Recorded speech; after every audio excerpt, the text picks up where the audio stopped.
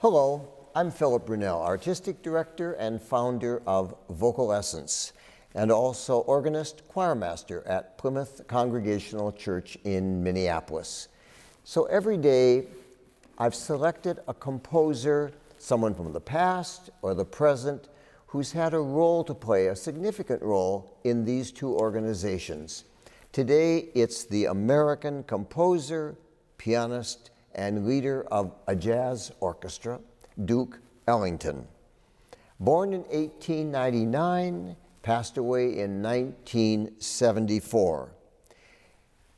Can you imagine how many pieces of music Duke Ellington wrote? I was surprised when I looked it up to find he wrote more than 1,000 pieces. He, of course, was born Edward Kennedy Ellington. But as a young boy, his friends thought that his offhand manner and his dapper dress made him look like a young nobleman. So they called him Duke, and the name stuck. Of course, there's so much music of his that we know from the jazz era, but that's not what we're about today. Today we're about the choral side, which I think most people are kind of surprised to think, really? Duke Ellington, choral music? But it's true. He composed his choral music beginning in 1964 when he was commissioned by the dean at Grace Cathedral in San Francisco, that church up there on the hill, to write a work that would be for choir, soloists, and jazz ensemble. And he wrote the first of what were 3 sacred concerts. And Duke Ellington regarded these music as the most important music that he composed.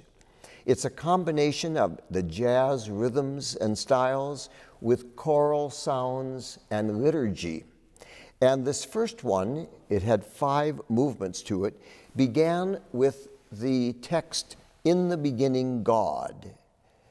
And I love this words, "In the beginning, God, no heaven, no earth, no nothing. In the beginning, God." And it was just with a solo baritone, so you hear these kind of wonderful Ellington chords.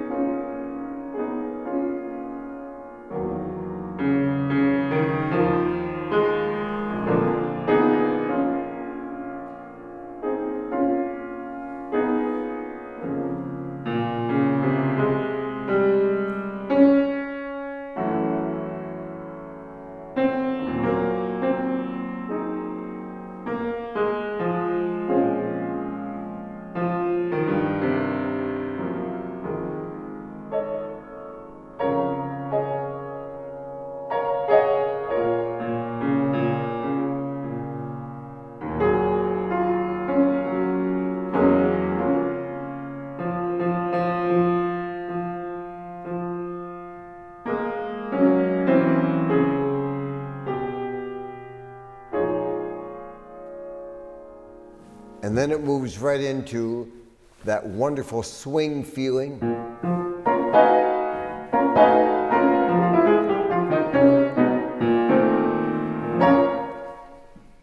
Another movement out of this was one called 99%, which was a piece, again, with the jazz orchestra and the chorus in unison singing, "99% won't do.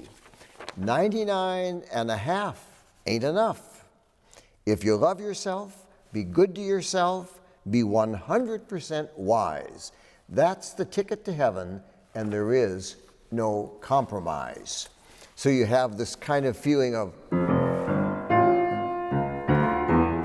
and with it, they sing 99% won't do. 2, 1, 99. That kind of idea, and you put it together and you get 99% won't do. 99.5 won't do.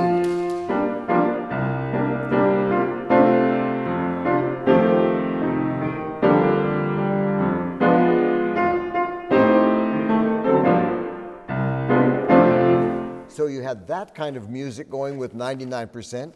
And then another movement was called David Danced. And this is a very unusual thing in choral music, certainly. The idea that you had the jazz orchestra, you had the choir, and a tap dancer.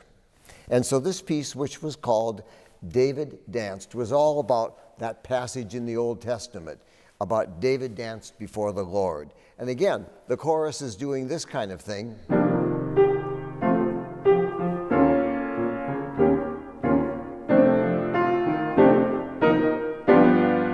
But you can imagine, if you can think about it, that while this is going on, boom, boom, boom. And you've got that tap dancer all the way through, and he was amazing. And when we did this piece at Vocal Essence over at the Ordway, and we, of course, had a tap dancer, it was an amazing thing, because it was a surprise to everyone when this fellow came out on stage. We actually had two. We had a man and a woman doing a duet.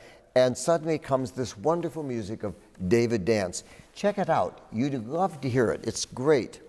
And then the last that I'm going to mention is a piece called Come Sunday. I'm sure this may be familiar to many of you. Come Sunday, oh come Sunday, that's the day. Dear Lord above, God Almighty, God of love, please look down and see your people through.